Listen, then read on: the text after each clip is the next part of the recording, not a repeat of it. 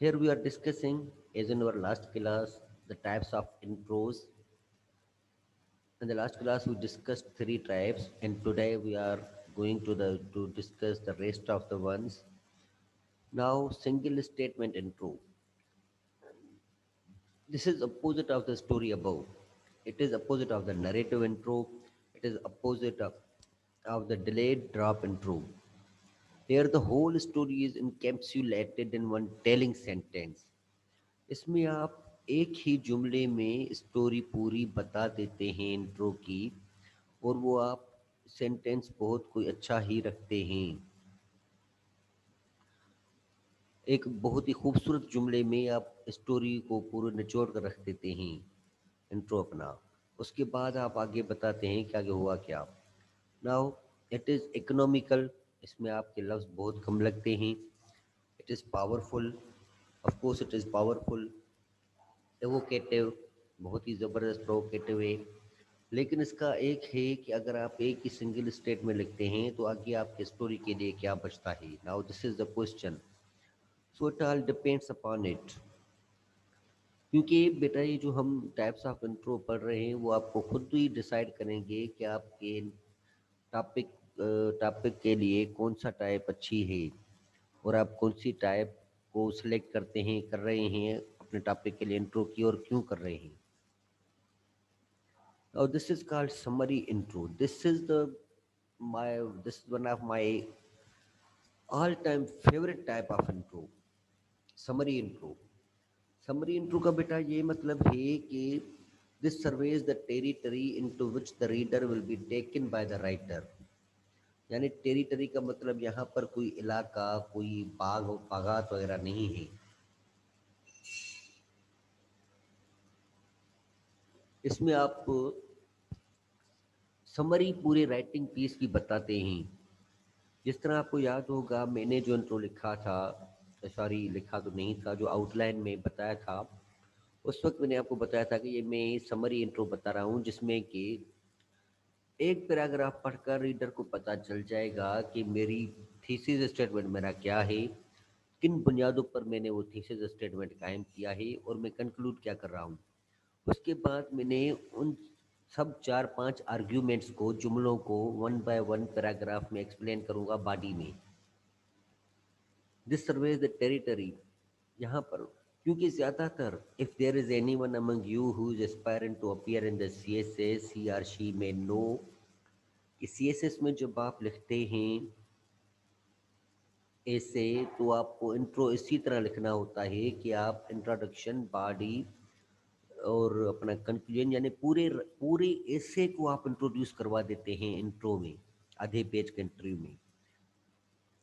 It is used to its best advantage to distill the main elements of a complex chain of events. Main element जो आपके होते हैं writing piece में, आप वो उन सबको उन सबको बता देते हैं, उन सब का मुख्तसर तौर पर तारुफ करवा देते हैं। उससे बेटा ये होता है कि रीडर को पता चलता है, it is the one of the best strategy to guide your reader. उसे ये पता चलता है कि रीडर को कि कौन सी चीज़ कहाँ पर है, और इस राइटर ने जो लिखा है किस बुनियाद पर लिखा है और क्या कहना चाहता है। बस इंट्रो पढ़कर उसे पता चल जाता है कि राइटर की पंच लाइन क्या है, थीसिस स्टेटमेंट क्या है, उसने क्यों लिखा है, कौन सी दलाइल की बुनियाद पर ये चीज़ लिखी है, और क्या कंक्लूजन किया है। उसके बाद रीडर खुद डिसाइड करता है कि इसको पढ़ें या न पढ़ें। This is one of my all time favourite type of intro.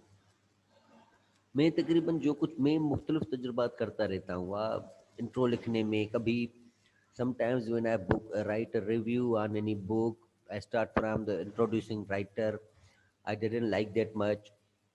कभी कभार मैं बुक पर नहीं, लेकिन इंट्रो में बुक में जो सब्जेक्ट टेकल किए गए हैं उन सब्जेक्ट्स को टेकल करता हूँ, उन पर लिखता हूँ, लेकिन उसमें मज़ा नहीं आता है। लेकिन जब कभी मैं को लिखता हूँ, यानी सम तो आजकल मैं यानी थोड़ा इसके पीछे पड़ा हुआ हूँ। नया तजुर्बा मैंने भी किया है समरी इंट्रो का। समरी इंट्रो लिखने में बहुत मज़ा आता है, really. This is one of the best thing I like most. अब पढ़ते हैं joke interview. Joke interview, as it is indicated from its name, it's more it's more related with the humor,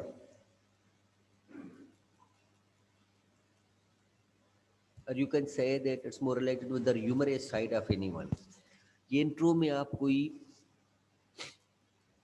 कोई लतीफ़ा, कोई मज़ाक, कोई लाइट जोक, ज़रूरी नहीं कोई जोक ही हो, लेकिन ह्यूमर, कोई तंज़ मज़ाक की बात कर देते हैं, मज़ाक की बात कर देते हैं, जैसे मज़ाक से शुरू करते हैं।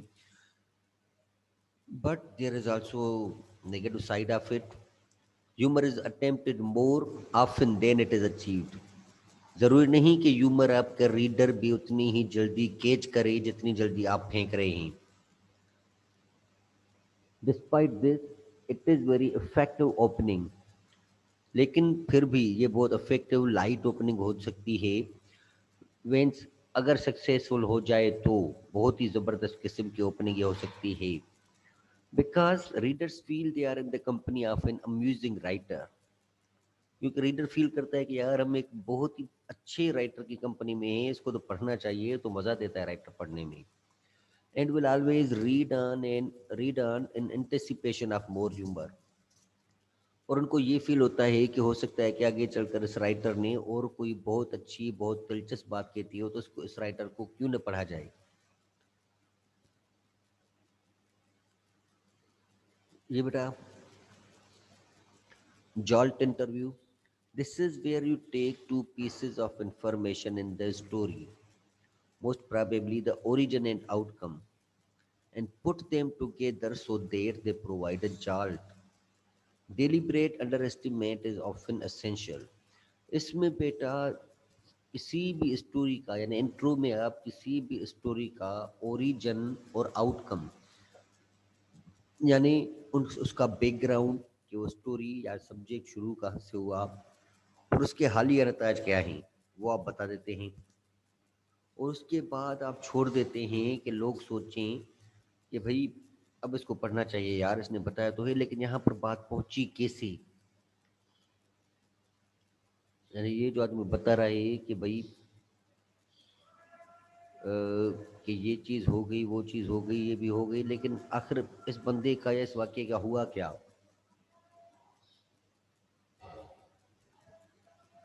यानी ये इंट्रो एक तजस्सुस बेदार करता है रीडर में, और रीडर सोचने पर मजबूर हो जाता है कि यार देखें तो सही आखिर बीच में हुआ क्या, यानी इस नहज तक कहानी पहुंची क्यों।